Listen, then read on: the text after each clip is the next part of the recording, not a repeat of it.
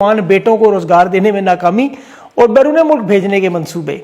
इसके साथ अरब दुनिया में भी ईरान के दिफा में अरब ममालिक सामने आ गए। ईरान पर हमले पर 3 बड़े ममालिक की संगीन नताइज धमकियां और ग्रीनलैंड पर तीसरी आलमी जंग तय हो चुकी है। रूस अमेरिका और आपस में आमने सामने मादनियात का ज़ाहिर खजाना दुनिया की नज़रों से दूर है। तफसीली खबरों की बात करते हैं। सबसे पहले खान का बड़ा मुतालबा था महमूद अचकज़ई के हवाले से कौमी असम्बली में अपोजिशन लीडर, वो मंजूर हो चुका है। उनका नोटिफिकेशन आज या कल शायद आ जाए या परसों ज़्यादा। ये इंतहाई अहम मामला होगा और इस पर याद रखें कि स्पीकर कौमी असम्बली और इस्टेब्लिशमेंट के दावे थे कि कुछ लोग एतराज़ भी कर रहे हैं और फॉरवर्ड ब्लॉक भी तैयार है। सारी बातें झूठ निकली, दावे सारे गलत निकले। कागजात नामजदगी का मामला हल हो चुका है। महमूद अचकज़ई वाहिद उम्मीदवार है। अब इस वक्त देखें हुकूमत की कोशिश है कि पार्लियामेंट के अब इजलास जो है वो ऑनलाइन करवा दिए जाएं, वोटिंग ऑनलाइन करें, कानून साजी ठप्पे पे ठप्पा लगाएं, अदालतों में भी केसेस इसी तरह चलाएं, लोगों को फांसियां अपनी मर्जी से दें। जिस तरह सदर के बगैर ऑर्डिनेंस के दस्तखत किए ऑर्डिनेंस बन रहे हैं। जज मोहसिन अख्तर कियानी ने आज बताया कि सीक्रेट डॉक्यूमेंट्स की तरह उसे रूल्स ही नहीं दिए जा रहे कि क्या करना है। बहरहाल तहरीक इंसाफ की मूवमेंट के हवाले से खैबर पख्तूनख्वा में एक तो सुहेल अफरीदी ने पूरा नक्शा जारी किया है और अब वो पूरी ताकत से खैबर पख्तूनख्वा सोमवार तक अपना लाए अमल सामने लाएंगे। और मेरे पास जो इतलात है वो मंगल की मुलाकात के हवाले से अटक पुल को बंद करने पर बड़ी संजीदगी से गौर हो रहा है। गुफ्तो शनीद इस पर जारी है और यही सूरत हाल इस वक्त, क्योंकि इमरान खान के केसेस पे भी हुकूमत के पास अब चूंकि कोई नया केस इमरान खान के खिलाफ चलाने के लिए नहीं है। अलकादर ट्रस्ट को इसीलिए रोका गया है तोशाखाना केस के, इसीलिए आपको पता है जो सजा हुई, इन्हें पता है कि ये दोनों मामलात जो है वो सजा अपील में लगे तो फारिग हो जाएंगे। अब उस पर भी मेरे पास इतलात है कि तहरीक इंसाफ के रहनुमा चूंकि इमरान खान को कानूनी एतबार से जेल में रखना नामुमकिन है, तो जमानतों के हवाले से जो वकालतनामे पर दस्तखत हैं और जज ने जो भेजे हैं वो मिलने के बाद इमरान खान केसेस को जो कोर्ट्स में चलाने वाला मामला दोबारा अदालतों में लगाने के लिए अब तहरीक इंसाफ के रहनुमाओं का धरने के लिए सुप्रीम कोर्ट हाई कोर्ट के सामने मीटिंग भी हो रही है। पिछले वीलॉग मैंने तजवीज़ पेश की थी, वो पहुंच गई है। अब देखेंगे कि क़यादत धरना देती है या नहीं देती, सियासी कमेटी में मामला कैसे चलता है। लेकिन पाकिस्तान की आवाम को मुसलसल ये दबाव बढ़ाना है, ज़्यादा से ज़्यादा दबाव। अभी उसकी वजह देखें, हलीमा खान की एक इंतहाई अहम प्रेस कॉन्फ्रेंस सुनी आपने, खतरनाक इंकशाफ थी कि अडयाला जेल के बाहर SHO जाहिद ज़हूर, ये नाम याद रखे, हलीमा खान ने कहा जाहिद ज़हूर, 3 खवातीन अडयाला जेल के बाहर से अगवा की जिनका अभी तक किसी को पता नहीं वो कहाँ है। 8 से ज़्यादा गाड़ियां रात लोगों की छीनी, जिसमें बड़ी गाड़ी के 10 लाख रुपए, छोटी गाड़ी के 5 लाख रुपए लेके छोड़े जा रहे हैं। और ये अडयाला जेल के बाहर जिन लोगों को पकड़ते हैं उनसे तावान लेते हैं खौफजदा करने के लिए, ताकि अगली दफ़ा अडयाला जेल के बाहर ना आए। और उसके बावजूद अब लोग गाड़ियों को बगैर आना शुरू हो गए। ये जाउद ज़हूर रवात के भी आपको पता है SHO हैं, उनका नाम बाकायदा अभी पूरी ट्रिब्यून की खबर में, जिन्होंने पहले पिछले हफ्ते भी गाड़ियां तोड़ी, तावान भी लिए, लोगों से पैसे लिए। और जून के महीने में इंसदाद दहशतगर्दी की अदालत में जिन 25 अफसरान पर मावराए अदालत और हिरासत में शहरियों को कत्ल करने के इल्ज़ाम थे जज अमजद अली शाह की अदालत में, इन पर फर्द जुर्म भी लगी हुई है।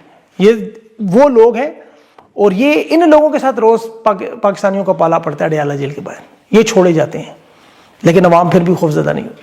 हम अंदाज़ा करें तहरीक इंसाफ की क़यादत ज़रूर इनसे खौफजदा होती है और वो लोगों को नाउमीद भी करते हैं। आपने अक्सर इनके मुंह से सुने होंगे कि बाहर निकलने से कोई फ़र्क नहीं पड़ता, हुकूमतें नहीं बदलती, करोड़ों में जब तक अवाम नहीं। लेकिन अब ये मामलात बदलेंगे। पाकिस्तान की अवाम तहरीक इंसाफ की क़यादत पर दबाव डाल रही है और ज़ाहिर है देखिए जिस तरह क़यादत को कंट्रोल किया गया, ये इस बात का सबूत है, वरना इमरान खान को जेल में नहीं रखा जा सकता। दुनिया की टॉप 10 लार्जेस्ट पार्टी में पाकिस्तान की सबसे बड़ी सियासी जमात का रहनुमा इस तरह जेल में हो, 6 हफ्ते मुलाकात ही ना हो सके। यहाँ एक सूबे में पूरी हुकूमत हो, 300 से ज़्यादा लोग असम्बलियों में जीत के इलेक्शन पहुंचे हों, सेनेट में मौजूद हों और वो कैद तन्हाई में हो पिछले 6 हफ्तों से, ऐसा हो सकता है? मतलब आपकी अकल तस्लीम नहीं करती। इसीलिए तहरीक इंसाफ की क़यादत पर तनकीद भी होती है, दबाव भी डाला जाता है और इन पर पाकिस्तान की अवाम को अब अपना दबाव बढ़ाना होगा कि देखें इनके सामने पाकिस्तान की इस वक्त तारीख की सबसे कमज़ोर हुकूमत है। मुआशी हालात, इनकलाब के लवाजमात इन्हें प्लेट पे मिल रहे हैं और इनके सामने तो सिर्फ जनरल आसिम मुनीर उनके चंद साथी हैं। बाकी नून लीग, पीपल्स पार्टी, सहाफ़ी, मीडिया, इनके उलमा, इनके जजेस, उनके हालात आपको बड़ी अच्छी तरह पता है। ये इस वक्त सिर्फ और सिर्फ आपको बयानिए की जंग, इस बात को गौर से समझे, बयानिए की जंग और कुछ भी नहीं है। ये जो MOU मुआहदे आप देखते हैं ये ऐसे ही है कि शहबाज शरीफ कल अगर दावा कर दे कि अगले महीने से पाकिस्तानियों के तमाम बिल हम माफ़ करने जा रहे हैं, बिजली, गैस, PTV, टैक्सेस, कोई बिल नहीं आएगा, तो आपका रद्द अमल क्या होगा? मैं यकीन से कहता हूँ आपके मुंह से पहले गाली निकलेगी कि यहाँ 12 घंटे बिजली नहीं है, पानी नहीं है, खाने के लिए रोटी नहीं है और ये कह रहे हैं बिजली के बिल माफ़ करें। ये बिल्कुल वही काम इस वक्त आपके साथ कर रहे हैं।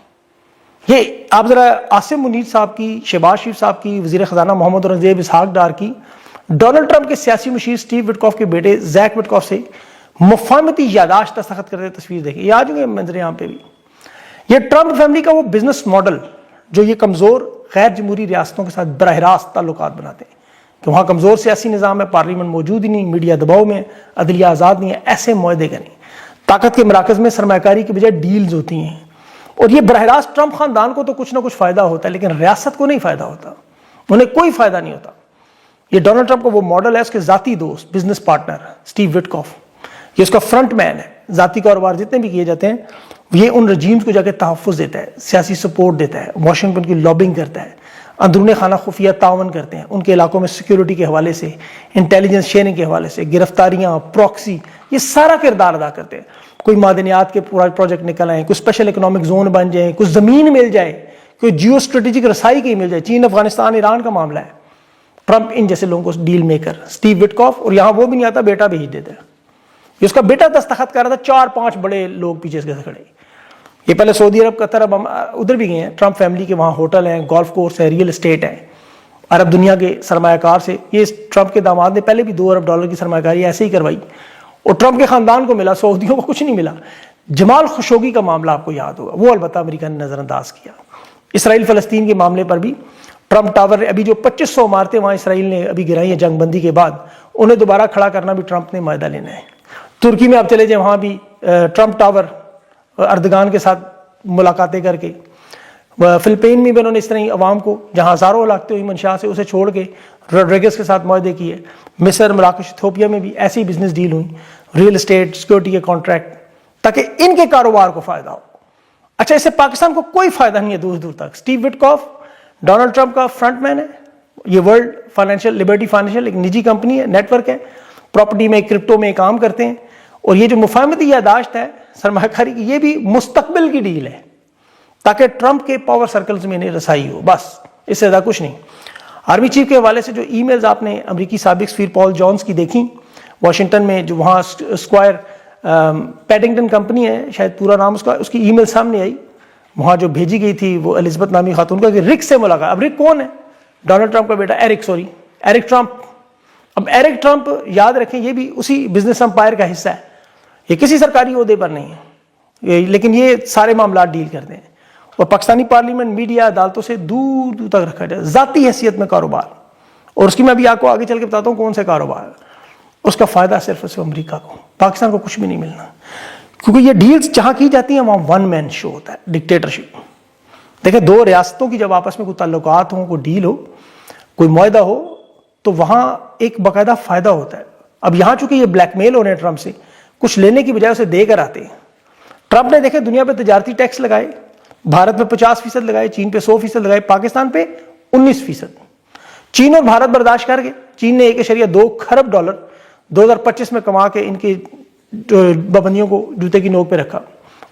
بھارت روس کے سستا تیل لے رہا ہے، ایران سے اسمگلنگ کا تیل لے رہا ہے، تجارت کی بجائے وہاں وہ اپنا نقصان پورا کر رہے ہیں. پاکستان پہ جو 19% ٹیرف لگا جو کہ 0 ہونا چاہیے تھا، ٹرمپ نے ننگ دھڑنگ لوگوں سے لنگوٹ بھی چھین لیا.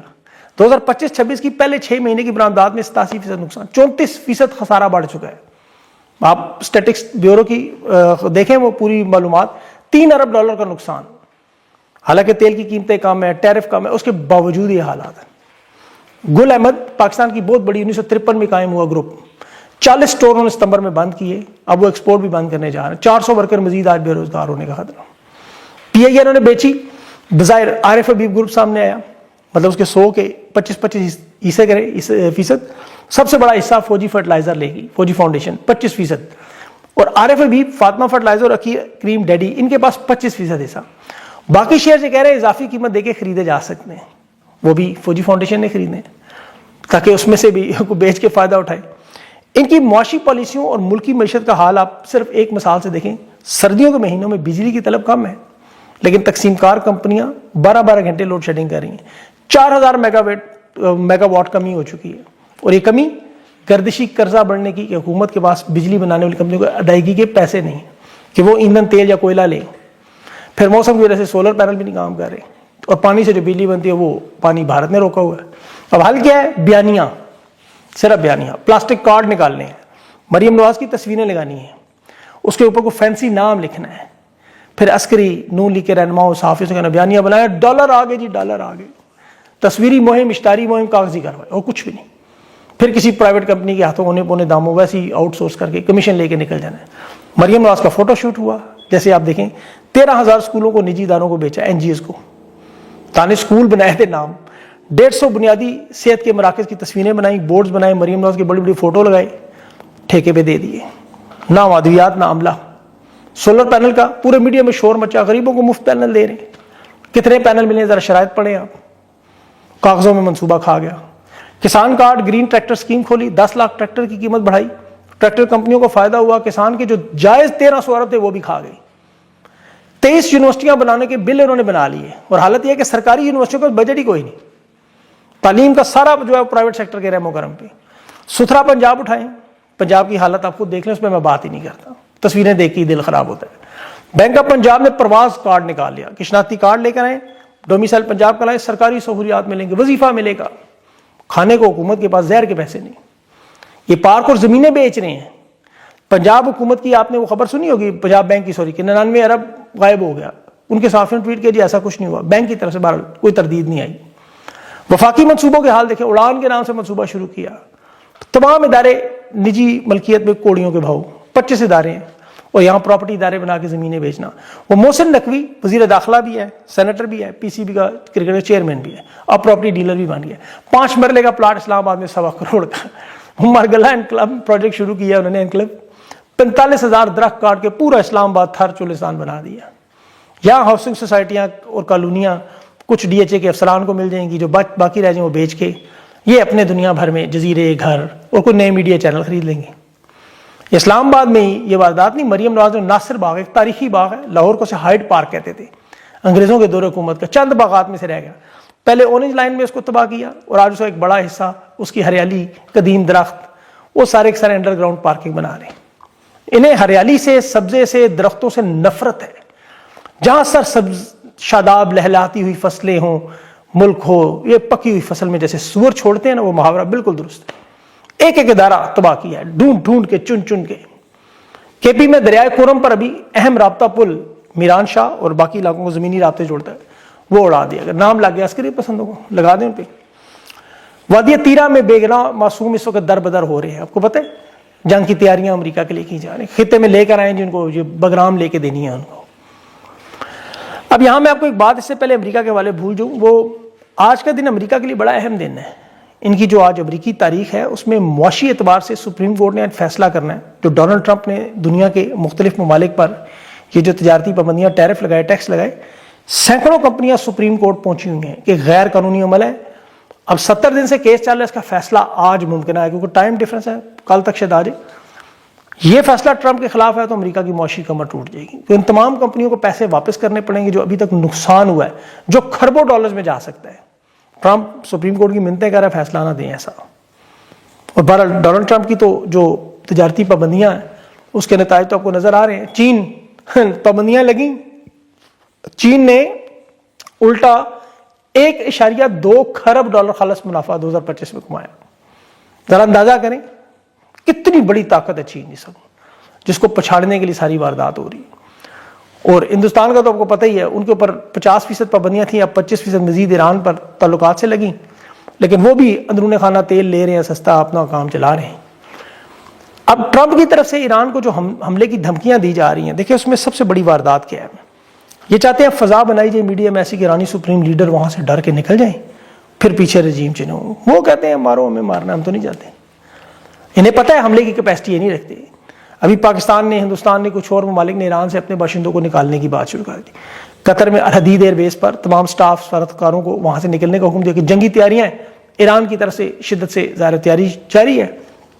اور راؤٹرز نے کہا ہے کہ امریکہ ایران نے کہا ہے, راؤٹرز کی خبر ہے کہ مڈل ایسٹ میں چاہے سعودی عرب ہو, عرب امارات ہو, ترکی ہو, قطر ہو, جہاں سے ایران پہ حملہ ہوگا اس کا جواب آئے گا. اب سعودی عرب, عمان اور قطر اس وقت امریکہ کو منع کر رہے ہیں کہ حملے کا سوچنا بھی نہ, حکومت گرانے کا سوچنا بھی نہ. اس میں دیکھیں ہوگا کیا, تیل کی تو قیمتوں میں بہت بڑا نقصان, جس کا امریکی معیشت کو بھی نقصان ہوگا. پھر جو ایران نے امریکی اہداف کو نشانہ بنانے کے علاوہ ابنائے ہرمز, جہاں 20% دنیا کا تیل سپلائی ہے, اور ایران نے سمجھا رہے حملہ کیا تو پھر ہم تو جنگ کے لیے تیار بیٹھے ہیں اور مذاکرات کے لیے بھی، لیکن عمان اور قطر کہہ رہے ہیں خدا دا واسطہ رحم کرو، تیل کہاں سے کہاں چلا جائے گا۔ ایران نے اپنے ملک میں انقلاب کے لیے دیکھے پاسداران انقلاب کے نام سے بڑی طاقتور سیکورٹی ادارہ بنایا ہوا، اسی وجہ سے ان کے ابھی سیاسی حلقوں میں، سیکورٹی اداروں میں، فوج میں، ایرانی حکام میں اس رجیم کی گرفت مضبوط ہے، کوئی دراڑیں نظر نہیں آ رہی۔ سابق شاہ ایران کا بیٹا بیرونی دنیا سے بیٹھ کے بڑھ کے مارتا ہے، لیکن وہ ملک کے اندر نہیں آ سکتا، اور کوئی تحریک بغیر لیڈر کے نہیں چل سکتی۔ معاشی طور پر ایران کے مسائل موجود ہیں، لیکن یہ دعوے کہ ایران بکھر جائے گا، ٹوٹ جائے گا، ایسا فی الحال ناممکن نظر آ رہا ہے، باقی اللہ ہی جانتا ہے۔ یورپ امریکہ کے حالات البتہ بکھرتے نظر آ رہے ہیں۔ ٹروتھ سوشل پر ٹرمپ اناؤنس کر رہا ہے کہ قومی سلامتی کے لیے امریکہ کو گرین لینڈ چاہیے، نیٹو ہمارا ساتھ دے، ورنہ ہم گرین لینڈ اگر نہ لے سکے تو روس یا چین لے جائیں گے۔ دوسرے معنوں میں یورپ کو کہہ رہا ہے ہمارے ساتھ یا ہمارے مخالف، اس سے کم کہہ رہا ہے میں ماننے کے لیے کوئی دوسرا راستہ نہیں دے رہا۔ اور وہاں پہ فرانس نے آج ڈنمارک کے ساتھ کھڑے ہونے کا اعلان کر دیا۔ یورپی یونین کی کمشنر نے صاف صاف کہا کہ ڈنمارک اور گرین لینڈ کے ساتھ ہم کھڑے ہیں، تو اب ٹرمپ کے لیے وہ بھی بہت بڑا مسئلہ۔ اچھا، آخر میں سیاسی جماعت کی کل لانچنگ ہے، وہ ایک اقرار الحسن صاحب کو پتہ ہے ٹاؤٹ کے طور پر لایا جا رہا ہے لانچنگ۔ یہ انٹرسٹنگ معاملہ ہے اس لیے کہ نجم سیٹھی صاحب کے بھی ایک ٹویٹ پروگرام سریام کی ٹیم کے بلال بیگ کا انہوں نے نام لیا کہ کل کی لانچنگ پہ ان کے نام سے لوگوں کو دعوت نامے بھیج رہے تھے، کل لانچ ہے۔ انہوں نے کہا میرا کوئی تعلق شلق نہیں، نہ میں ان لوگوں کو جانتا ہوں، نہ میرا یہ نام استعمال کریں، کیونکہ بندے نہیں آ رہے، بڑے بڑے نام استعمال کیے جا رہے ہیں۔ لیکن اقرار الحسن کے پیچھے اسٹیبلشمنٹ کی طاقت دیکھیں کہ نجم سیٹھی کو ٹویٹ ڈیلیٹ کرنی پڑی۔ بہرحال اور بھی کچھ چھوٹی خبریں ہیں، لیکن ویڈیو بہت لمبی ہو جائے گی، انشاءاللہ اگلے ویلاگ تک کے لیے مجھے اجازت دیں، اپنا خیال رکھیں، اللہ حافظ۔